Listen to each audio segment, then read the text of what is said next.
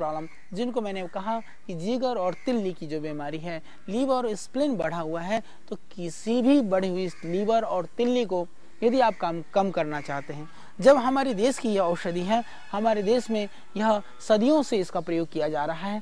आज विदेशी लोगों ने कह दिया कि एलोवेरा में बहुत गुण है। इंटरनेट पर आप सर्च करेंगे तो एलोवेरा के ऊपर इतना लिटरेचर उपलब्ध है, इसकी रिसर्च की बात आप करिए, इतना कुछ उपलब्ध है। तो ठीक है, आज उन्होंने इसको वैज्ञानिक ढांचे ने इसको सिद्ध कर दिया है कि घृत कुमारी हमारे लिए कैंसर जैसे रोगों में भी लाभकारी है, कैंसर जैसी बीमारियों से भी हमें बचाता है।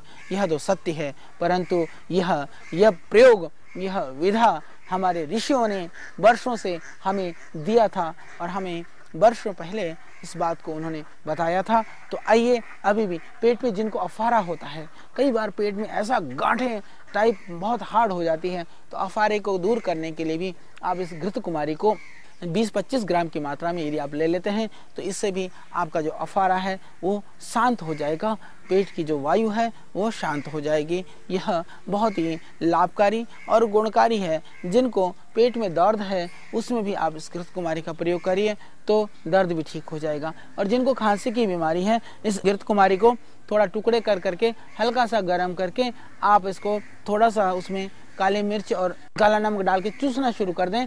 चूसने मात्र से भी जो गले में फंसा हुआ कफ है या इस तरह की खांसी की जो समस्या है उसमें भी इससे पूरा आपको मिलेगा लाभ। यह बहुत ही गुणकारी और लाभकारी पौधा है, तो आप इन सब रोगों में इसका प्रयोग कर सकते हैं। और जिन माताओं बहनों के स्तन पे गांठ हो, गांठ के लिए भी इस एलोवेरा को, इस जेल को यदि पत्ते सहित एक साइड का पत्ता हटा दें, इसको थोड़ा सा गर्म कर लें और ये स्तन पर बांध लें। स्तन पर बांधने से स्तन के जो गांठ हैं, जैसे आप ये देख रहे हैं, एक तरफ के छिलके को हटा दें, दूसरी तरफ को छिलका रख करके इसको हल्का सा गर्म करके आप अपने गांठ पर बांध लें।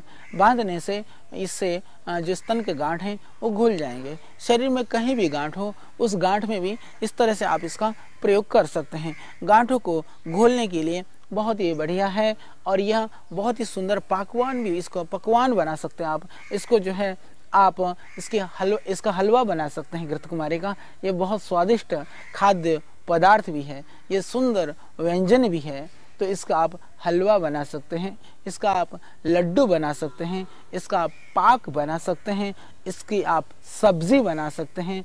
इसकी सब्जी बहुत ही स्वादिष्ट होती है और आप विविध रोगों से, इस तरह की भयानक रोगों में इसका आप प्रयोग करके रोगों से मुक्ति पा सकते हैं। हम चर्चा कर रहे हैं इस घृत कुमारी के संदर्भ में, कितना यह गुणकारी है। कमर के दर्द के लिए हमारे पास ऐसे बहुत सारे लोग आते हैं, कमर में दर्द की वजह से, जो अपनी कमर को हिला नहीं पाते हैं, चल भी नहीं पाते हैं। कई बार तो जिनको स्लिप डिस्क है, डिस्क की प्रॉब्लम है, उसमें भी यह लाभ करता है। तो जिनको कमर में दर्द है, शाइटिका की प्रॉब्लम है, उनके लिए भी यह, यदि आप, जैसे कि अभी हम चर्चा कर रहे थे कि घृत कुमारी के आप लड्डू बना के खा सकते हैं, हलवा बना के सेवन कर सकते हैं, इसकी रोटी बना करके भी आप खा सकते हैं। आटे के अंदर जो रोटी आप खाते हैं, उस आटे के अंदर आप घृत कुमारी की गुदा मिला करके उस आटे की रोटी बना करके आप सेवन करें, तो आप देखेंगे इससे जो कमर की पीड़ा है, कमर का जो दर्द है, वह भी ठीक हो जाएगा। बहुत ही यह लाभकारी है कमर के दर्द के लिए। और हम अभी चर्चा कर रहे थे बच्चों के रोग के संदर्भ में। जिन बच्चों को बार बार एलर्जी होती हो, बार बार वो परेशान होते हों, या जो रात को छोटे बच्चे बिस्तर में पेशाब कर देते हों, आप इसमें, इस घृत कुमारी में आप तिल को थोड़ा भून लें, भुने हुए काले तिल में थोड़े घृत कुमारी मिला करके और उसका लड्डू बना लें। आप घृत कुमारी, काला तिल और गुड़, तीनों का लड्डू बना करके आप छोटे बच्चों को खिलाते हैं तो इससे बंद हो जाएगा।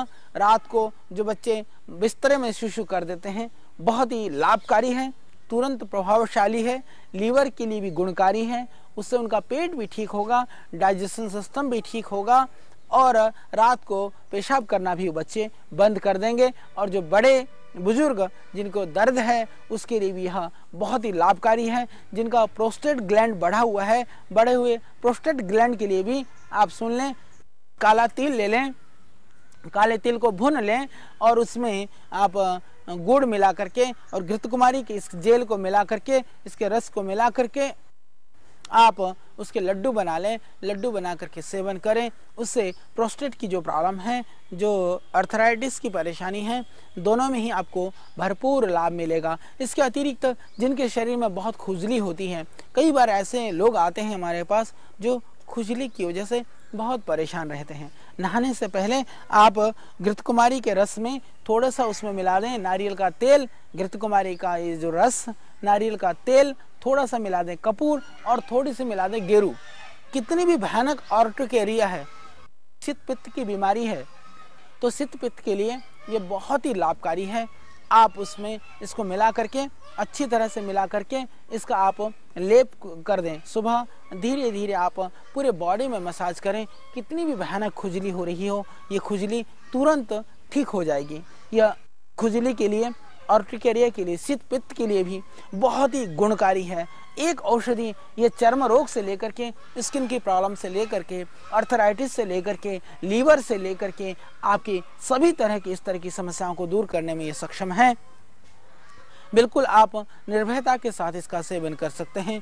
इसका कोई साइड इफेक्ट भी नहीं है, तो आप इसका सेवन करें। जिनको भयानक कब्ज की शिकायत रहती हो, पेट साफ नहीं होता हो, कभी कभी लोग बहुत तेज विरेचन औषधि लेते हैं, वो कहीं जाकर के आपके शरीर को नुकसान ही पहुंचाता है। उसकी जगह पर आप ऐसा कर सकते हैं, आप घृतकुमारी रस में थोड़ा 2-3 चम्मच अरंड का तेल मिला लें और आप पिएं। घृतकुमारी क्योंकि ये कोई खट्टा नहीं है, इसको दूध के साथ भी सेवन कर सकते हैं।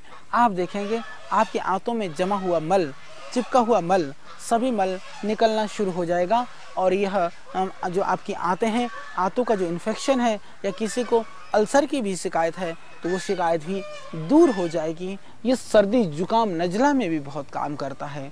ये एक औषधि यह हजारों रोगों की दवाई है।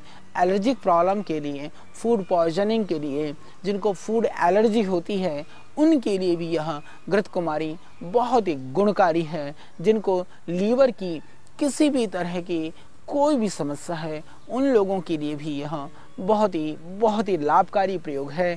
तो आप उन सब रोगों में इसका प्रयोग कीजिए। और यदि आपको कोई भी बीमारी नहीं है तब भी आप सुबह उठ करके 4-5 चम्मच इस घृतकुमारी के जो स्वरस है, घृतकुमारी का जो रस है, एलोवेरा जो जूस है, उसको आप लेना शुरू कर दें।